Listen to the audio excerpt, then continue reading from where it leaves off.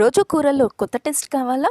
Hotel స్టైల్‌లో ఉండే egg masala curry ఇంట్లో ఎలా చేయాలో ఇప్పుడు మనం వంటగదిలో తెలుసుకుందాం.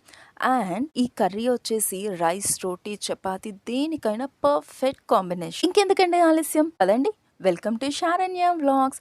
Please like, share and subscribe to our channel. మీరిచ్చే ఒక్క లైక్, ఒక్క షేర్, ఒక్క సబ్స్క్రైబ్ బటన్ మన ఛానల్ గ్రోత్‌కి యూజ్ అవుతుంది. ముందుగా మనము మసాలా ప్రిపేర్ చేసుకుందాం. మసాలా ప్రిపేర్ చేసుకోవడానికి ఆనియన్స్, టమాటో, పచ్చిమిర్చి ఇవన్నీ కూడా మనం కట్ చేసి పెట్టుకుందాం.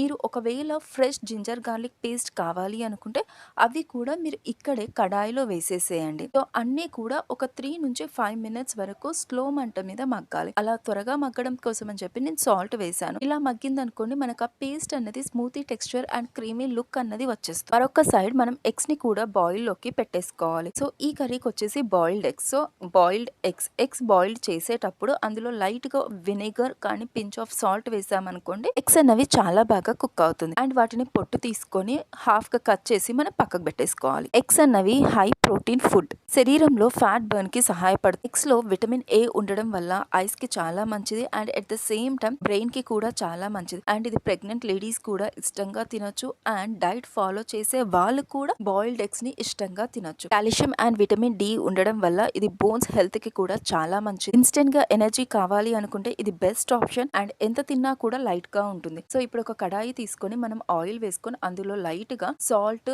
మిర్చి పౌడర్ అండ్ పసుపు వేసేసి మనం బాయిల్ ఎగ్స్ ఉన్నాయి కదండి అవి కట్ చేసుకొని లైక్ హాఫ్ కట్ చేసుకొని ఆ కట్ చేసుకున్న బాయిల్డ్ ఎగ్స్ అన్ని కూడా ఇలా కడాయిలో వేసి మనం దాన్ని ఫ్రై చేసుకోవాలండి. ఇలా ఫ్రై చేసుకోవడం వల్ల ఎగ్స్ అన్నవి కొంచెం క్రిస్పీగా ఉంటుంది. ఫ్రంట్ అండ్ బ్యాక్ 2 సైడ్స్ మనం ఫ్రై చేసుకోవాలి. అలా అని మంట ఎక్కువగా పెట్టకండి, త్వరగా మాడిపోతుంది. మీడియం ఫ్లేమ్ లో పెట్టండి. అండ్ కొంచెం ఒక 5-3 మినిట్స్ ఆఫ్ టైం పడుతుంది. అండ్ ఇందాక మనం కట్ చేసి పెట్టుకున్నవి ఉన్నాయి కదండి ఆనియన్స్, అవన్నీ మనం మగ్గించుకున్నాం కదా అవన్నీ కూడా పేస్ట్ కింద చేసుకోవాలి. అండ్ ఇక్కడ ఎగ్స్ కూడా చక్కగా మగ్గిపోయాయండి. అవన్నీ కూడా నేను ఒక ప్లేట్ లో తీసేసుకున్నాను. సో ఇప్పుడు మళ్ళీ మనం అదే కడాయిలో ఆయిల్ వేసుకోవాలి మనం కర్రీ కోసము. ఇది dhaba style, restaurant style masala curry కాబట్టి ఆబ్వియస్ గా కొంచెం ఎక్కువగానే ఆయిల్ పడుతుంది. అండ్ ఇందులో మనం మసాలా దినుసులు వేసుకోవాలి. అల్లం వెల్లుల్లి పేస్ట్ వేసుకోవాలి. లవంగాలు, షాజీరా, విలాచి, దాల్చిన చెక్క అండ్ అల్లం వెల్లుల్లి పేస్ట్. నేను ఈ అల్లం వెల్లుల్లి పేస్ట్ రీసెంట్ గానే పట్టానండి, అందుకని నేను మళ్ళీ సపరేట్ గా వేసాను. లేదు అని అంటే మనం ఇందులో ఇందాక ఆనియన్ పేస్ట్ వేసాం కదా, ఆనియన్స్, టమాటోస్, పచ్చిమిర్చి అందులోనే ఫ్రెష్ జింజర్ గార్లిక్ కూడా వేసి పేస్ట్ చేయొచ్చు. సో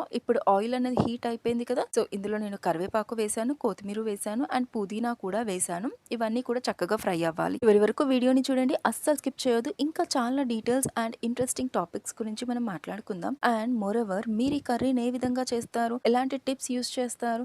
అండ్ ఇక్కడ పేస్ట్ అయితే మనం మిక్సీ పట్టేసుకున్నాం కదా, సో ఆ పేస్ట్ ని మొత్తము కూడా ఇందులో ఆయిల్ లో వేసి అది చక్కగా ఫ్రై అయ్యేలాగే చూడాలి. ఈ పేస్ట్ అనేది మనం ఆల్రెడీ కుక్ చేసాం కాబట్టి ఇప్పుడు త్వరగానే అది కుక్ అవుతుందండి. సో మనం బిర్యానీ ఆకు కూడా వేసేయాలి. అండ్ ప్లీజ్ అండి, thank you so much for all my viewers and subscribers. మన వీడియోస్ ని ఫస్ట్ టైం చూసే వాళ్ళు ప్లీజ్ సబ్స్క్రైబ్ చేసి చూడండి. అండ్ ఇంకెవరైనా సబ్స్క్రైబ్ చేయకపోయినా ప్లీజ్ అండి సబ్స్క్రైబ్ చేయండి. మన ఛానల్లో కేవలం కుకింగ్సే కాదు, అండ్ మనం కుక్ చేసే ప్రతి ఐటమ్ లో కూడా అందులో ఏవైతే బెనిఫిట్స్ అవి తీసుకోవడం వల్ల మన హెల్త్ కి ఏ విధమైన బెనిఫిట్స్ ఉంటాయి అన్నవి కూడా నేను క్లియర్ గా ఎక్స్ప్లెయిన్ చేస్తున్నాను. సో దట్ అది మనకి యూజ్ అవుతుంది అని నేను నమ్ముతున్నాను. So interesting topics and important points అన్నవి ప్రతిదీ మనం డిస్కస్ చేసుకుంటాం. And apart from the cooking like travelling కానీ అండ్ మనీ సేవింగ్ టిప్స్ కానీ అండ్ ఇంకా కొత్త కొత్త డిఐవైస్ అన్ని మనం వన్ బై వన్ మన ఛానల్లో రావడం జరుగుతుంది. సో దానికోసం నాకు మీ సపోర్ట్ అన్నది కావాలి. ప్లీజ్ అండి మన ఛానల్ ని సబ్స్క్రైబ్ చేయండి అండ్ మన వీడియోస్ కి లైక్ చేయండి. సో ఇందాక మసాలా అన్నది మనం ప్రిపేర్ చేసుకున్నాం కదా, ఆ మసాలా